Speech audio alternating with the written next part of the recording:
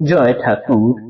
শ্রী শ্রী রামকৃষ্ণ পুঁথি তৃতীয় খণ্ডের অন্তর্গত বলরামের প্রভু দর্শনের গমন এই অধ্যায় থেকে আজ আমরা দ্বিতীয় দিন পাঠ করছি। পর্ব 419, পৃষ্ঠা সংখ্যা 271। এর আগের দিনের পাঠে আমরা দেখেছি ঠাকুর যে তীব্র সাধনা করছিলেন, সেই সময়ে কিন্তু সমাজের অবস্থা এমন ছিল যে সাধন, ভজন, জপ, ধ্যান, মন্ত্র, তন্ত্র ইত্যাদি কোনো কিছুর প্রতি মানুষদের মানসিকতা ছিল না, বা সেই সব দিক থেকে তারা মন তুলে নিয়েছিলেন। এমনকি ভজন পদ্ধতিও সাহেবিয়ানার নকল করে নিয়েছিলেন। সমাজের সমস্ত কিছুই ইংরেজি ভাষা থেকে শুরু করে সবকিছুই ইংরেজদের নকল করে হচ্ছিল, এবং তাদের যে নব্যবঙ্গ দল তারা তখন ওই কেশব সেনের ব্রাহ্ম সমাজের মধ্যে দিয়েই সমস্ত কিছু গ্রহণ করতেন। সমাজটা তখন তাদের দ্বারাই পরিচালিত ছিল এবং তাদেরই প্রধান ছিলেন কেশব সেন। এতদিন ঠাকুর সন্ধ্যারতির পর মন্দিরের ছাদ, বাসগৃহের ছাদের উপরে উঠে চোখের জল ফেলতে ফেলতে ডাকতেন, ওরে তোরা কে কোথায় আছিস, আয়, দুটি ঠাকুরের কথা বলি, ঠাকুরের কথা শুনে যা, সাক্ষাৎ ঈশ্বর দর্শন করিয়ে দেবো তোদের, আয় দেখে যা। কেউ সে কথা শুনতো না। কিন্তু এখন কেশব সেনের বিভিন্ন বক্তৃতায়, ভাষণে বলার ফলে মানুষ জানছেন, তার সমাচার পত্রিকার ফলে মানুষ জানতে পারছেন, ফলে বিভিন্ন জায়গা থেকে মানুষ আসছেন তার কাছে এখন, এবং এইভাবেই তার কাছে বিভিন্ন অন্তরঙ্গ পার্শ্বদ জুটতে শুরু করলেন। এত অবধি গতদিন পাঠ করেছিলাম। তারপরে আজ দেখব বলরাম বসু প্রথম এলেন ঠাকুরের কাছে। মনোহর ভক্ত বর বসু বলরাম, শহর অঞ্চলে বাগ বাজারে তেথাম, বৈষ্ণব আচার বংশে জনম তাহার, পিতামহ গণ বৈষ্ণব আচার, এখন 40 পার তার বয়ঃক্রম, সরল আকৃতি অতি পাতলা গড়ন, গৌর বরণ অঙ্গ অকুঞ্চিত ঠাম, সুন্দর বক্ষেতে দুলে দাড়ি লম্বমান, বাঙালির রীতি ছাড়া উচ্চ পাগ শিরে, বিনয়েতে সদা নত ভূমির উপরে, হাসি মাখা ধীরি কথা কভু উচ্চ নয়, নানা গুণে অলঙ্কৃত হৃদয়ে নিলয়, ঘটে কত ভক্তি ভরা নহে বলিবার, আপনি যেমন তিনি তেন পরিবার, কুমারীগণ গড়া সম ছাঁচে, ছোট বড় তরতম সাধ্যকার বাছে, ভক্তবর সাধু নামে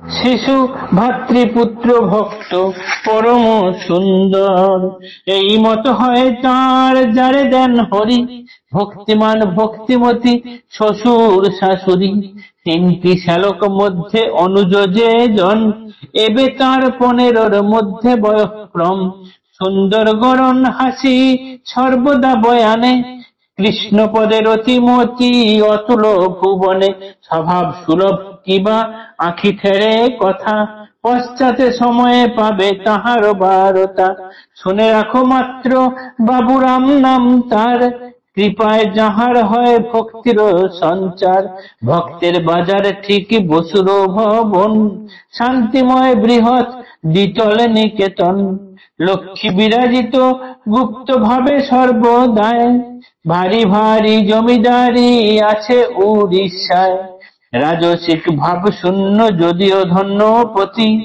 নানাবিধ তীর্থ মধ্যে বড়ই খ্যাতি, মনোহর আশ্রম আছয় স্থানে স্থানে, বিশেষ পুরুষোত্তমে কাশী বৃন্দাবনে, অতিশয় বৃদ্ধ পিতা কৃষ্ণ পদে আস, এখন তাহার হয় বৃন্দাবনে বাস, প্রতিষ্ঠিত জগন্নাথ মূর্তি স্থানে স্থানে, বিশেষে মাহেশে কথা সকলেই জানে, মাহেশের রথ বড় প্রসিদ্ধ এ দেশে, গণনায় হানি পায় কত লোক আসে, এখানে স্বতন্ত্র মূর্তি আপনার ঘরে, দিন দিন ভোগরাগ নানা উপাচারে, ভাত খিচুড়ি অন্ন ভোগ ব্রাহ্মণেতে রাখে, কত ভক্ত তৃপ্তি পায় তাহারও প্রসাদে, সন্ধ্যাকালে নীতি নীতি হরি সংকীর্তন, ভবনে ভক্তের কত নিত্য সমাগম,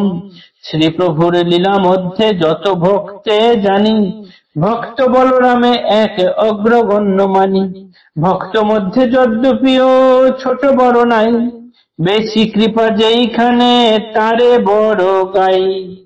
এক গাছে যেন লক্ষ লক্ষ ফল ধরে, সকলে না হয় বিক্রি এক রূপ দরে, যে যেমন সুরসাল সে মতো সে গণ্য, লীলাহাটে ভক্তদের এই তারতম্য।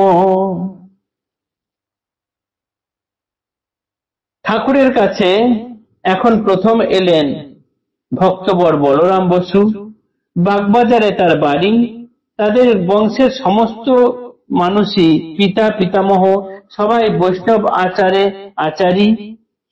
এই বলরাম বসুর গড়ন পাতলা আকৃতির এবং খুব সুন্দর ফর্সা সুঠাম চেহারা, বুক পর্যন্ত লম্বা দাড়ি, এবং বাঙালিদের মধ্যে যে রীতি নেই সেই রকম ভাবে মাথার উপরে বড় উঁচু করে পাগড়ি বাঁধা, আর তার শরীর যেন সর্বদা বিনয়ে অবনত, তার মুখে হাসি সর্বসময় লেগে আছে, এবং তার হৃদয়ে যেন নানান গুণ দিয়ে অলঙ্কৃত করা রয়েছে।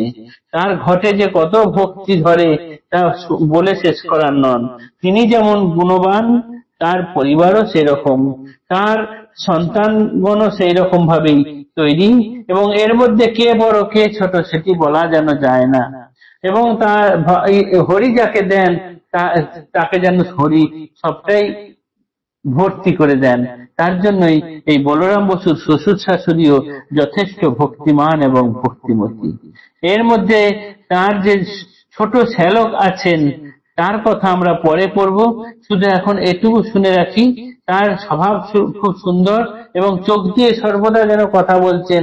তার নাম হচ্ছে গিয়ে বাবুরাম, যার কৃপায় ভক্তের মধ্যে আপনি করেই ভক্তির সঞ্চার হয়ে যায়। এরপর আমরা দেখব বসু পরিবারের বিভিন্ন জায়গায় বিভিন্ন রকম দান অবদান রয়েছে। বিভিন্ন জায়গায় বিভিন্ন তীর্থক্ষেত্রে তারা মন্দির করে দিয়েছেন, জগন্নাথের মূর্তি বসিয়েছেন, বিশেষ করে মাহেশের মূর্তি আমরা জানি, এবং এই এলাকার সব থেকে বড় রথ এবং জগন্নাথের মূর্তি। সেখানে যে কত লোক হয় তার কোনো ঠিক নেই। এবং এই বলরাম বসুর বাড়িতে নিজেদেরও জগন্নাথ আছে, সেখানে নিত্য ভোগ রান্না করা হয়, ব্রাহ্মণ থাকেন রান্নার জন্য আলাদা করে, এবং সেখানে যে কত ভক্ত প্রসাদ পান তার কোনো ঠিক নেই। ঠাকুরের যে কজন ভক্ত আছেন তাদের মধ্যে এই বলরাম বসুকেই সবার থেকে অগ্রগণ্য বলে প্রতিকার বলছেন। তবে ভক্তদের মধ্যে বা অন্তরঙ্গজনদের মধ্যে তো বড় ছোট বাছাই করা যায় না, কিন্তু এক গাছে লক্ষ লক্ষ ফল ধরলে সেই সমস্ত ফল যেমন এক দরে বিক্রি হয় না, যার যেমন সুরসাল সে সেরকম দাম পায়, ঠিক সেই রকম এই লীলার হাটে ভক্তদের মধ্যেও সেই রকম তারতম্য। সেই থেকে বিচার করলে ভক্ত বলরাম বসু ঠাকুরের কাছে খুব কাছের লোক, এবং তিনি ভক্তদের মধ্যে অগ্রগণ্য। জয় ঠাকুর, জয় শ্রী রামকৃষ্ণ।